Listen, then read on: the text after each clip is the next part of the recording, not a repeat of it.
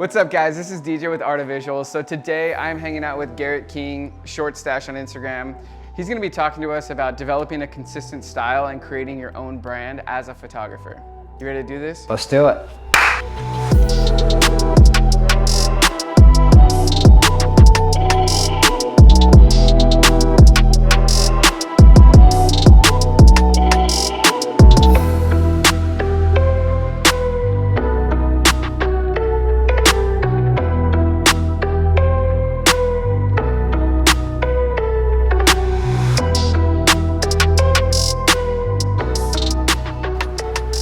How's it going, everybody?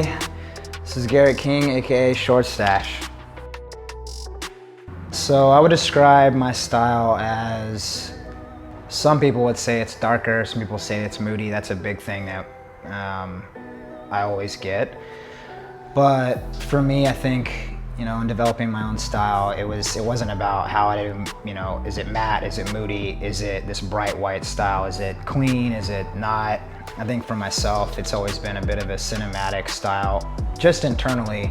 Something that I feel like is a little bit darker, has a little bit more depth. The colors are a bit different than other people's. My style has just kind of shifted into this like tunnel vision of what I see it to be and not what everyone else sees it to be. So for me, it's like a cinematic approach, but also it's my brand. It's just who I am, and like darker, richer colors here, brighter colors here, things like that I think are huge just for myself. The idea of consistency for me is to constantly be experimenting, putting myself in situations where everything's not always guaranteed. Different light, settings, people, places, subject matter, city, beach, mountains, studio. So being outside of your comfort zone and then also pushing yourself inside that comfort zone, I think is what makes me consistent, because it's about dialing in colors. It's about subject matter always changing, evolving. It's about taking inspiration from certain styles that you feel like you can really appreciate. It's not always for you. Like, I really love film aesthetic and the way people shoot film. It's not my style, but I think it's certain things that I draw into my own style, whether it's certain color tonal palettes to complementary colors and things like that, I think is huge. I feel like I have the worst luck with weather, and this started years ago, but it doesn't matter where you're at. So many photographers complain about developing a consistent style when it's like perfect sunlight or sunset or morning light, any of that. A lot of the shoots that I've done have been midday. The sun is directly above you. The subject matter is completely blasted by light. It's these like tough situations that make you who you are. And so in developing that style, do not pigeonhole yourself into a weathered style. Or if you're a PNW photographer, it's like some people think that you're only a good photographer because of the place you live. It's not hard to shoot in the PNW. It's not hard to shoot in California. It's like, I'm from Texas, in a small town in Texas, and for you to be able to create content out of small places like that, I've always rooted back to people who consistently create incredible subject matter in these tiny places, because it's not inspiring to some people. When I lived in Washington, everybody wanted to idolize this big moody style, but it's because it is moody there and you're just a reflection of your reality. But when you're put into a big urban scene, I was recently in Singapore, and that's a massive concrete jungle of all these abstract places and subject matter everywhere. And I feel like it's up to you to embrace those challenges and find, how does your certain color palette translate into this? From a sunny beach to a gray beach. Does that make you a dynamic shift in your style? Does that make you a dynamic shooter? I think it's just because I've been dealt with so many bad cards in shooting that now I embrace those things. And so it doesn't matter what time of day, the mood, the setting, the subject matter, you just gotta roll with it, because I think that those times in your job when you're being paid to do it, you don't have ideal situations, period. Sometimes it lines up, other times it doesn't. Sometimes you get a small window and you have to create in that moment right then and capitalize. So I think it's just being forced into those situations where you have to prevail and make the highest quality work, and they demand it, and there's no excuse. So why I've succeeded is because I've been put in so much adverse situations.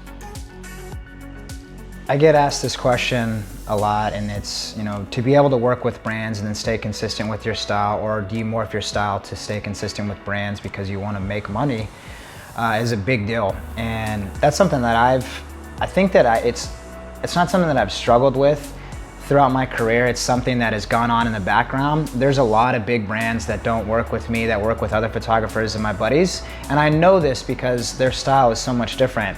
But my background as an art director and designer in the creative industry for so many years, I know what certain clients look for, and it's all business. If you have a certain look and it's very clean and it's very bright and white and it's like this very editorial wedding style, I love that style. Even though it's not mine, I can really appreciate that. And if that's what the brand is looking for, you can't, be bummed out if that doesn't relate to you. And if you're trying to just create work for people and you are trying to be prideful in your work, it's never gonna work out. You have to stay true to yourself. If that's something that you wanna do, is blend your style to another brand or creative, then do that. But if you have a dark, moody, ominous style, you gotta know that not every brand is looking for that. It's gotta have a clean aesthetic. Look up on their website what their style is. How does that tailor to them? Do you fit that brand? Is it something that's important, to you enough to shift your brand? You gotta have to give them something that, is the same subject matter in that stylistic form. And you can't shoot, only black and white, grungy, really gnarly curves and this wild edit and expect Ralph Lauren to work with you. It just doesn't work. So you have to understand your demographic and who you're targeting, and it really does make sense. It's pretty black and white. It's really easy, but some people read too much into it and feel offended if a brand doesn't want to work with them. Take that journey. Everyone is trying to skip the journey and the failure that comes with it, the dislikes that come with it, the opinions that come with it. No one wants to have thick skin anymore. No one wants their feelings hurt. Everyone wants to create in this avenue that everyone likes, so that way it's this easy come up. It's this way to just somehow survive to where you can make money. If you're gonna be a creative and be a badass one, and let people see that, because you're not afraid to take risks, you're not afraid to try new things, you're not afraid to experiment and shoot stuff that hasn't been shot before and do it in a way that hasn't been done before, things like that. Everyone's just trying to copy tracks and act like it's their own. If you're gonna draw in a photo, why are you doing that? What purpose is it? You're skipping the whole purpose of why you're doing something. You're trying to get to an end result that you think people are gonna like. And who cares if people like it? If you're doing it for the wrong reasons, you look like a joke anyway, because it's so obvious in your work. If it's something that you're really passionate about, it will come through.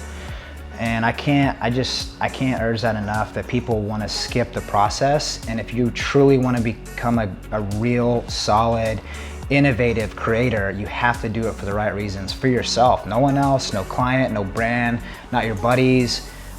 You do it for yourself because you love it. And that will really come through in your work, because I think at the end of the day, you can hang your hat on just being true to yourself, and you're not doing it for anyone else, and you could pick up and start something new the next day. And I just feel like that's such a big message that people need to understand, because that's what I was taught growing up, is why are you doing it? And how much is too much? Less is more. Design is heavy. Just be stern in what you do, be clean, be smart and efficient. And I feel like that's like the most positive answer I can give. So that's all I got. All right, dude, thank you so much for stopping by, dropping some wisdom. Yeah, for sure. See you next time on AOV to the point.